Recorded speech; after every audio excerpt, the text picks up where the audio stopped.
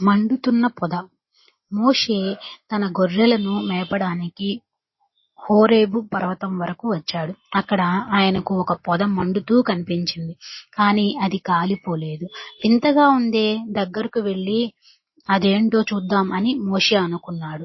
అలా వెళ్లేసరికి దగ్గరకు రావద్దు, నీ చెప్పులు విప్పు, నువ్వు నిలబడి ఉన్న స్థలం పరిశుద్ధమైనది అని పొదలో నుండి ఒక స్వరం వినిపించింది. దేవుడే తన దూత ద్వారా అలా మాట్లాడుతున్నాడు కాబట్టి మోషే తన ముఖాన్ని కప్పుకున్నాడు. దేవుడు ఆయనతో, ఐగుప్తులో నా ప్రజలు అనుభవిస్తున్న కష్టాలను చూశాను కాబట్టి నేను వాళ్ళను విడిపించబోతున్నాను. వాళ్ళను ఐగుప్తు నుండి బయటకు నడిపించడానికి నేను నిన్నే పంపబోతున్నాను అని చెప్పాడు. యెహోవా తన ప్రజలకు అందమైన కానాను దేశానికి తీసుకొని రావాలని అనుకున్నాడు. అందుకే మోషే, నేను ఎంత మాత్రం వాడిని, నేను దాన్నెలా చెయ్యగలను? ఒకవేళ నేను వెళ్లి నా ఇశ్రాయేలీయులు నిన్ను ఎవరు పంపించారు అని అడిగితే నేనేం చెప్పాలి అని అడిగాడు.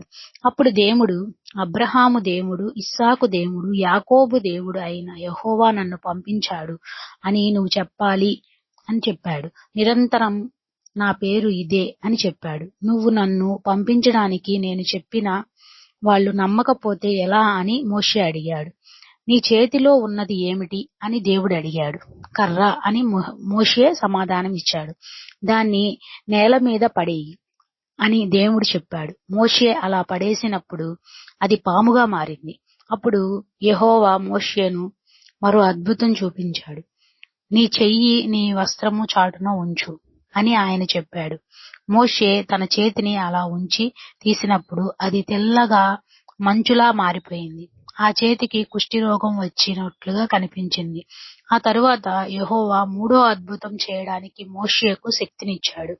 చివరగా, నువ్వు ఈ అద్భుతం చేస్తే నేను నిన్ను పంపానని ఇశ్రాయేలీయులు నమ్ముతారు అని ఆయన చెప్పాడు. ఆ తరువాత మోషే ఇంటికి వెళ్లి యిత్రోతో, నేను ఐగుప్తులో ఉన్న నా బంధువుల దగ్గరకు వెళ్లి వాళ్ళు ఎలా ఉన్నారో చూసి వస్తాను, దయచేసి నన్ను వెళ్ళనివ్వండి అని అడిగాడు. వెంటనే యిత్రో మోషేకి వీడ్కోలు చెప్పాడు. తరువాత మోషే ఐగుప్తు తిరిగి ప్రయాణం అయ్యాడు.